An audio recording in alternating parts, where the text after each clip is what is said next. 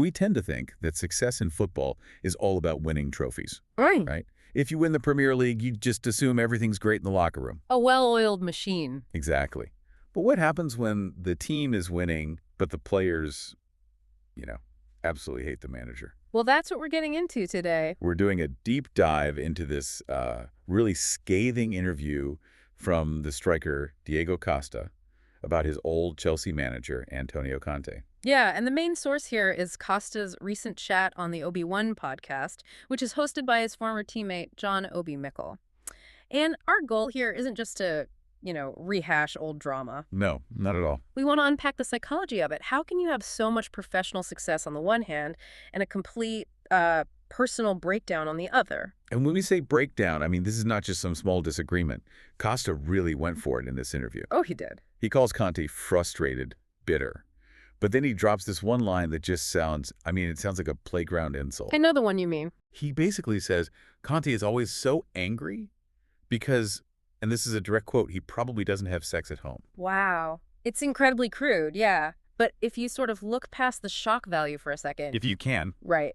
What Costa's trying to do is, I think, diagnose Conte's whole personality. Yeah. He's painting this picture of a leader who is just permanently unhappy. He said Conte always had a bad face. Or in Portuguese, he was always zangado. Which means what, exactly? Just angry, cross. The real accusation here is that Conte suspects everyone, he trusts no one, and he thinks he's the only one who knows anything. Okay, but let's be fair. Diego Costa has a reputation, right? He can be a handful. Is this just him being difficult? Or did something specific happen to justify this level of, bitterness? There is a smoking gun, a huge one. It's the infamous breakup text. Ah, yes. Costa lays it all out. After the 21-6 2017 season, where he was their top scorer, by the way, and they won the league, Conte just sends him a message. A text message. A text message. It basically said, "Thanks for everything, but I don't count on you anymore." And that was it. That is just so cold. You're the star player. You delivered a title, and you get fired over SMS. Exactly, and that's where the real friction is. Costa describes this atmosphere where the players, they wanted to be there, they wanted to train, but they just couldn't enjoy it. The mood was that bad. So much for winning cures everything.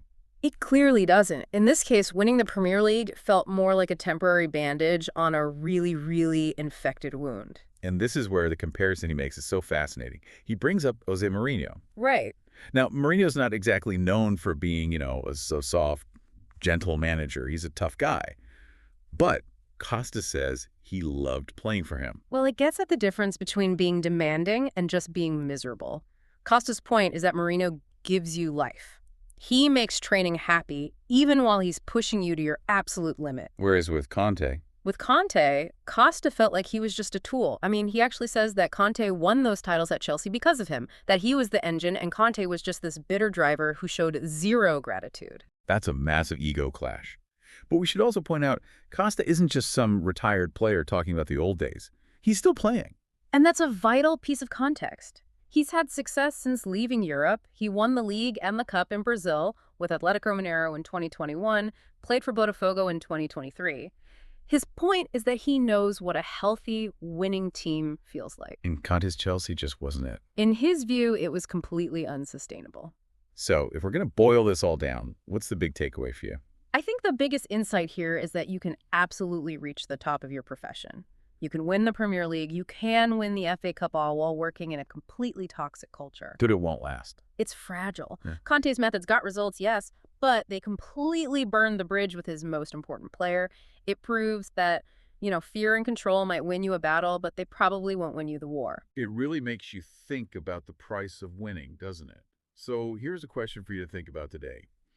In your own life, in your job, would you trade your day-to-day happiness for a guaranteed massive success at the end? Or is enjoying the process actually more important than the trophy? Thanks for joining us for this deep dive.